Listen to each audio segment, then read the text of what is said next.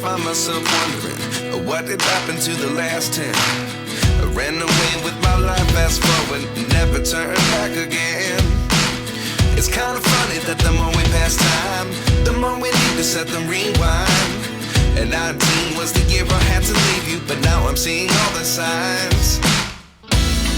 Is this really happening? I can't believe it's true. I'm just as surprised as you. 여러분 반갑습니다. LFA 재예방연구소의 이상은 소장입니다. 구독과 좋아요는 영상 제작에 큰 힘이 됩니다. 오늘 주제는 내화 구조, 파이어 프루핑에 대해서 여러분들과 함께 공부해 봤으면 좋겠습니다. 내화 구조, 이 부분은 산업안전보건기준에 관한 규칙 제270조에 명시가 되어 있습니다. 그 내용을 우리가 세부적으로 한번 살펴보도록 하겠습니다. 그래서 내화 구조 정의를 한번 해보면은 가스 또는 분진 폭발 위험 장소에 설치하는 설비 및 건축물 등이 인화성 물질의 화재 시 일정 시간 견디는 구조를 말합니다. 그래서 인화성 가스나 액체 이런 불에 탈 수 있는 그 물질을 취급하는 사업장의 경우에는 화재가 발생할 수 있잖아요. 화재가 발생했을 때 건축물의 주요 구조 부인 기둥, 보, 그리고 설비의 이런 서포트, 이런 지지대들이 열을 받아서 갑작스럽게 강도가 저하됨으로 인해서 컬랩싱, 붕괴가 이루어지면은 굉장히 큰 인명피해나 또 물적인 피해가들이 많이 발생할 수 있겠죠. 그래서 만약 화재가 발생하더라도 화재의 어느 정도 시간을 견딜 수 있는 그런 구조라고 보시면 되겠습니다. 최근에 발생한 튀르키예 대지진, 그 여러분들 매스컴에서 많이 이렇게 나오는 거 보셨죠? 그래서 튀르키예 그 대지진 인명피해가 굉장히 많이 발생했는데 그 이유들을 이렇게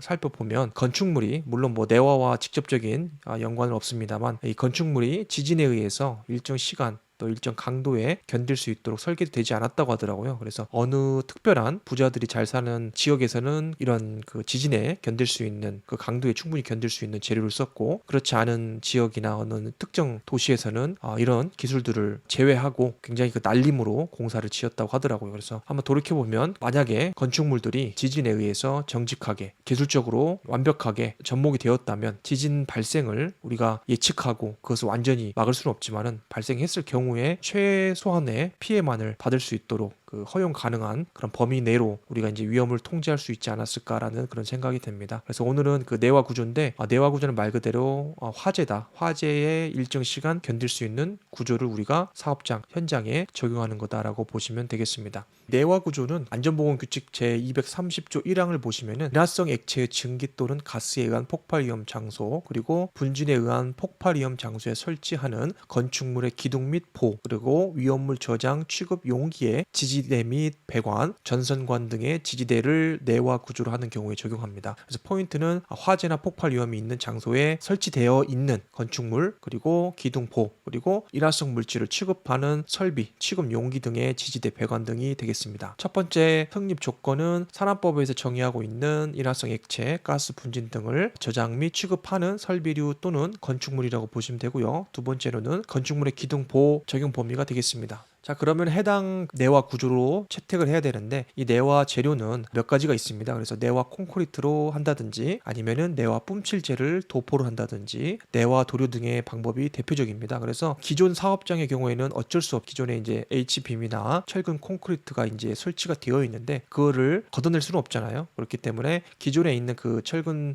콘크리트 또 H빔 등의 내화 도료나 뿜칠제를 도포해서 그 일정한 강도 이상이 나오도록 화재에 견딜 수 있도록 그렇게 내화 재료를 선택해서 채택하고 있다고 보시면 되겠습니다. 내화 페인트, 뿜칠제, 도료 등이 있는데 아무런 페인트나 도료들을 사용하시면 안 되고 법에서 정한 내화 테스트 시간이 있습니다. 시간을 충족하고 그리고 테스트 보고서가 있거든요. 인증서라고 하죠. 거기에 명시되어 있는 시간이 산업안전보건법에 정한 1시간 혹은 2시간을 충족하는지를 보시고 페인트를 사서 직접 칠하시거나 혹은 도급업체를 통해서 시공을 하시면 되겠습니다. 내화에 해당하는 설비류 그리고 구조물에 대해서 알았으면 그 내화 재료에 대해서 방금 제가 설명을 드렸고 내화 재료를 통해서 시간을 얼마만큼 견딜 수 있도록 해야 되느냐, 그것은 산업안전보건 기준에 관한 규칙에 나와 있다고 했죠. 그래서 결론적으로 말씀드리면은 이 화재의 최소한 1시간 이상을 견딜 수 있는 구조로 해야 됩니다. 인화성 물질을 다량으로 보유하거나 또는 취급하는 대표적인 그 석유화학 공장 등은 타법에 규정한 시험 방법을 적용하는 것을 고려할 수 있습니다. 그래서 일반 사업장의 경우에는 최소 1시간 그리고 그 이상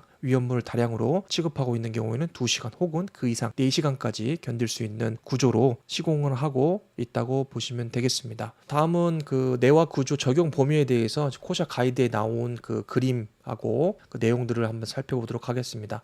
내화 구조는 건축물의 기둥, 보, 위험물의 저장 및 취급 용기의 지지대 등 세부 적용 범위에 대해서 우리가 적용을 할 수가 있고요. 그리고 첫 번째로는 건축물의 기둥과 보가 되겠습니다. 그래서 건축사 사무소라고 하죠. 설비나 우리 건축물을 지을 때 건축사 사무소가 반드시 개입을 해서 인허가를 내는데 초기 단계부터 화학물질을 뭘 쓰는지를 파악을 하시고 그리고 법에 의한 뭐 그런 세부 사항에 의해서 컨설턴트가 코치를 하지 않더라도 크로스 체크가 되더라고요. 그래서 위험물 안전관리법이나 뭐 다른 타법에 의해서도 이 내화 스트럭처 부분은 굉장히 중요하게 보기 때문에 초기에 이런 부분들 놓칠 경우에는 다시 공사하기가 매우 어렵잖아요. 그래서 굉장히 까다롭게 본다고 보시면 되겠습니다. 건축물 기둥과 보는 저희가 굳이 말 안 해도 그 건축사 사무소나 타법에 의해서 적용이 된다고 보시면 되겠습니다. 건축물의 기둥과 보는 지상 1층까지 적용을 합니다. 지상 1층의 높이가 6m 초과하는 경우에는 그 이상까지 하지 않고 6m까지만 우리가 페인트, 도료 혹은 이런 것들을 접목을 한다고 보시면 되겠습니다. 왜냐하면 내화 시간 그 1시간하고 기둥 높이를 6m 뭐 이렇게 하는 것은 시험 방법에 의해서 도출된 결과입니다. 화염이 전파가 됐을 때 이 화염이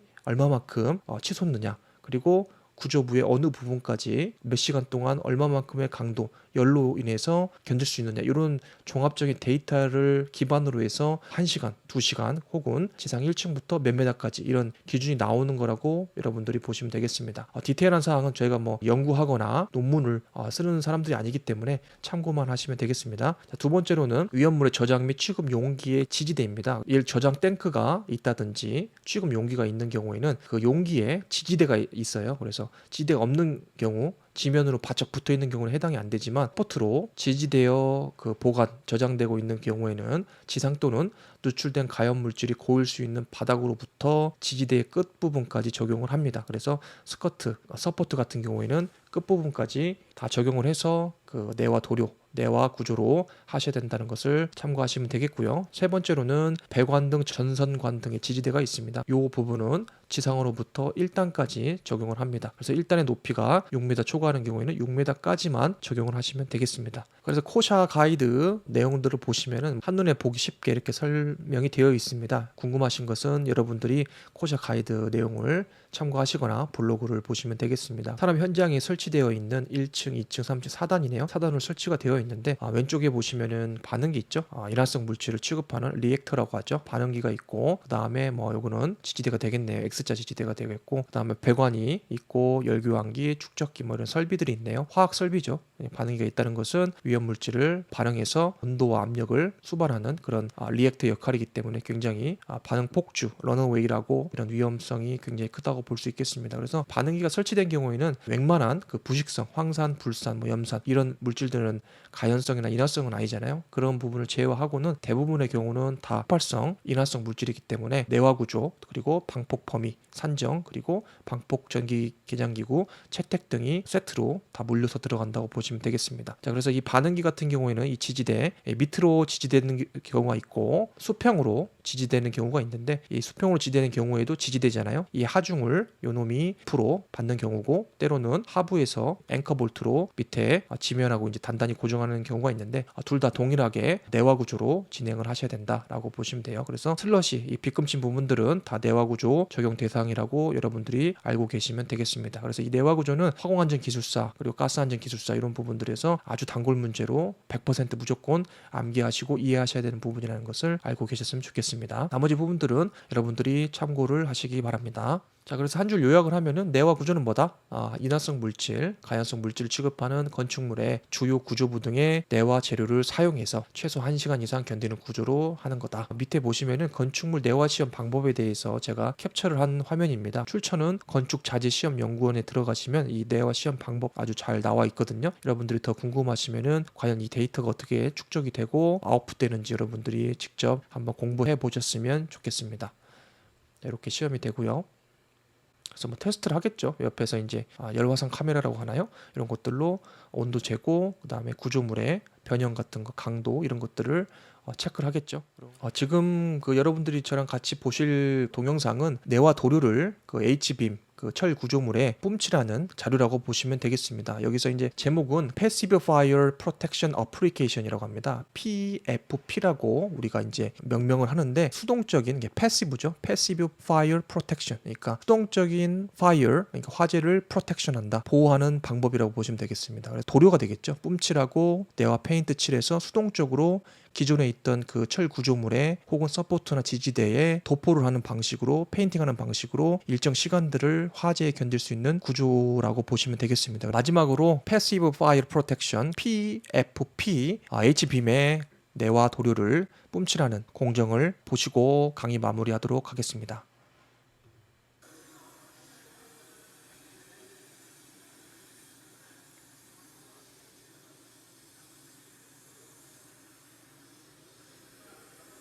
뿜칠하는 방법이 있겠죠. 저도 실제로 현장 가서 내가 페인트를 칠해 본 적은 없지만은 이런 방법으로 인해서 결 따라서 한번 칠하고 또 칠하고 두께 측정하고 마르면은 또 다시 측정하고 보통 3번에서 5번 이상 이렇게 반복적으로 페인트를 도포한다고 보시면 되겠습니다.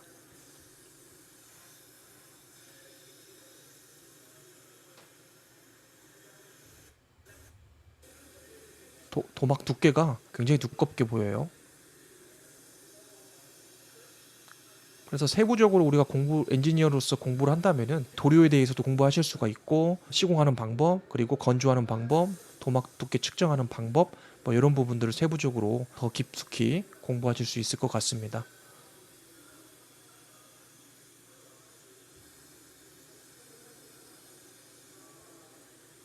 그래서 이 형성된 이 피막, 도막 두께라고 하죠.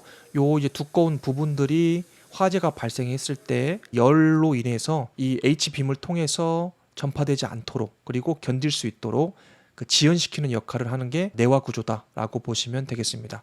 자, 여러분 오늘 강의를 통해서 조금이나마 도움이 되셨으면 좋겠습니다. 자, 오늘도 좋은 하루 보내시기 바랍니다.